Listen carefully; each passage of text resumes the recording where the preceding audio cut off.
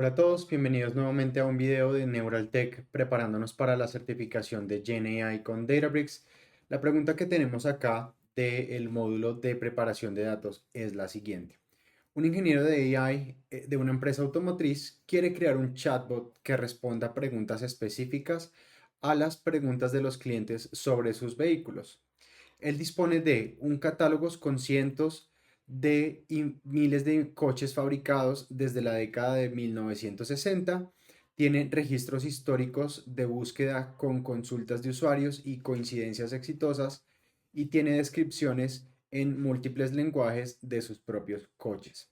Ya tienen un LLM seleccionado de código abierto y tienen un conjunto de pruebas de consultas de usuarios. Nos preguntan qué técnicas deberían descartarse porque no ayudan a desarrollar el chatbot. Entonces, vamos a analizar un poco el enfoque alrededor de estos conceptos, que sería chatbot, LLM, cómo retorno yo información que tengo en documentos, cómo la embebo, cómo hago filtración de metadata. Entonces, nuestro enfoque es qué técnicas realmente van a aportar valor en un chatbot basado en recuperación o en RAG. ¿Qué técnicas son innecesarias o incorrectas dado el contexto y los activos disponibles? Vamos a evitar errores comunes como optimizar modelos cuando el problema realmente está en los datos o en cómo yo los recupero de mi base de datos vectorial. La pregunta realmente está evaluando la diferencia entre preparación de datos, hacer el retrieval y el prompting versus el fine tuning innecesario, especialmente cuando estamos trabajando en embeddings. Em, entonces ya nos damos cuenta de qué es lo que no tenemos que hacer. Realmente el fine tuning es innecesario. Entonces vamos a ir analizando un poco los pasos que vamos a seguir para construir un chatbot y hacer el flujo y el end-to-end de lo que sería el sistema del chatbot. El sistema ya tiene un catálogo estructurado de datos. Tenemos metadata con el modelo, el año y el versionamiento de la documentación. Tenemos también un idioma y tenemos queries históricas, preguntas y respuestas de todas las preguntas que los clientes han hecho sobre sus vehículos y tenemos documentación técnica propia del taller o del concesionario. Esto indica que el dominio ya está bien representado en texto. Ahora, repasando el pipeline que vamos a construir está primero la pregunta del usuario, vamos a hacer un preprocesamiento tanto de la pregunta como de los datos, ya sea em, consulta de agregar los metadatos, hacer preprocesamiento y limpieza del query, hacer vectorización. em, Paso seguido, vamos a hacer la vectorización, habilitar todo mi sistema del vector search y el RAG. Vamos a hacer después un contexto filtrado de la información para posteriormente poder venir con el prompt y algo de featured examples para que me pueda retornar información con la estructura que yo estoy esperando que el LLM me responda. Después de esto, ya tenemos el LLM generando la respuesta y entregándosela efectivamente al usuario. Entonces, los criterios del éxito del chatbot van a estar dadas por qué tan precisa es mi respuesta por modelo de vehículo y realmente por cada uno de estos parámetros del query que me determinan a mí el filtrado que estoy haciendo en los datos, necesitamos que el chatbot tenga un bajo nivel de alucinaciones, que sea capaz de identificar bien cuál es el modelo del vehículo que yo estoy preguntando, cuál es mi categoría de vehículo, mi marca, mi referencia específica de modelo, para que la respuesta sea lo más concisa posible. Vamos a tener una alta consistencia técnica, muchos conceptos técnicos, tiene que ser muy específico y la idea es que tenga un bajo consumo de tokens.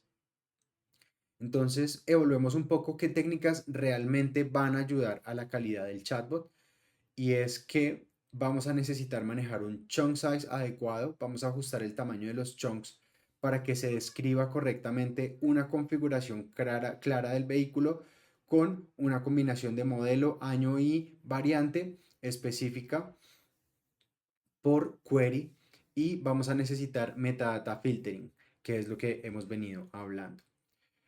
Esto va a reducir bastante el ruido, bastante información innecesaria la va a quitar una vez yo vaya a hacer el embedding search o el vector search.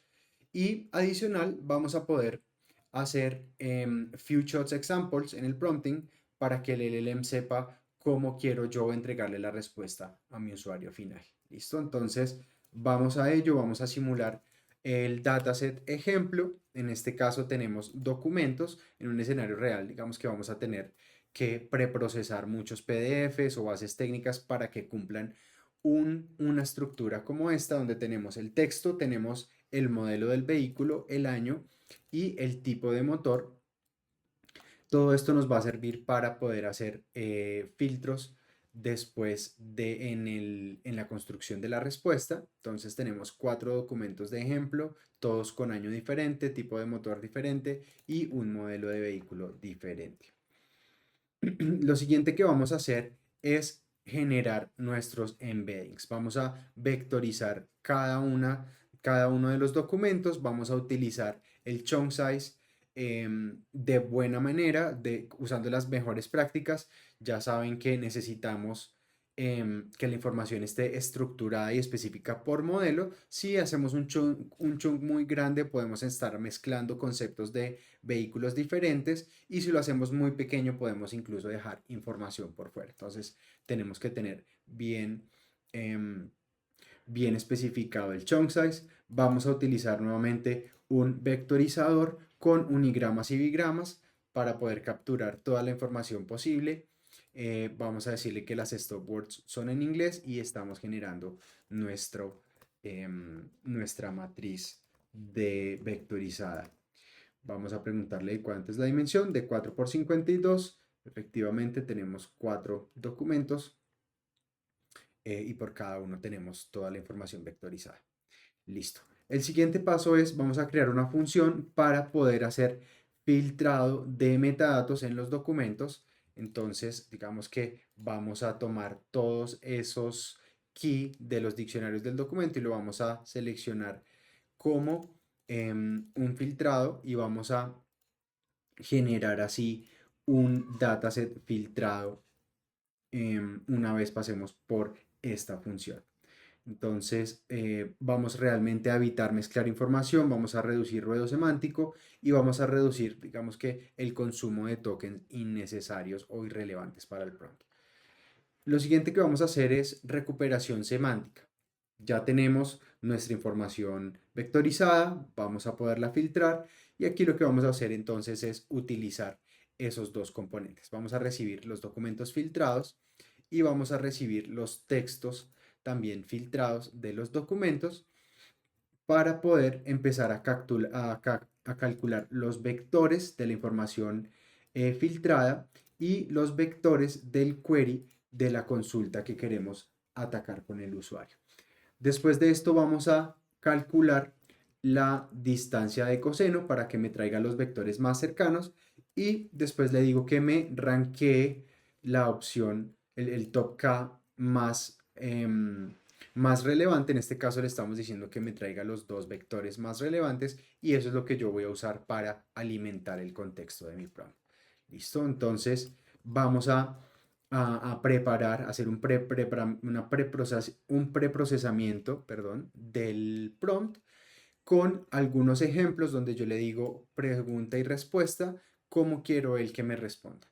Em, Principalmente acá le estamos diciendo que si no conoce la respuesta, que diga que debería revisar la documentación del vehículo y si tiene la información, pues que nos pueda brindar los conocimientos que él ya tiene desde su base de conocimiento. Ahora sí, vamos a crear el prompt. Acá lo que vamos a hacer es dar una línea base del prompt diciéndole cuál es su rol, qué debería proveer como respuesta y qué no debería decir si no tiene el contexto. Vamos a darle los few examples que definimos acá. Idealmente esto tiene que irse parametrizado en algún archivo de configuración. Vamos a agregar el contexto y acá podemos agregar todos los contextos como sean posibles y al final la pregunta que estamos intentando resolver para que el LLM sea capaz de, encima de este prompt que yo le estoy pasando, pues retornarme la información adecuada. ¿Listo? Ahora sí, vamos a simularlo. Esta es una pregunta del usuario. Me dice, ¿qué aceite debo utilizar en mi motor? Y él me está pasando el modelo del vehículo, el año y el tipo de motor. Entonces, con esta información vamos a retribuir el contexto basado en la pregunta y basado en el user metadata. Lo que estamos haciendo es yendo a filtrar la información, la vectorizamos, vectorizamos la pregunta del usuario, construimos el prompt y este es el prompt que le vamos a pasar al LLM. Entonces, si se fijan, perdón, corro esto. Si se fijan, entonces tenemos el prompt que le definimos, tenemos el contexto que debería ir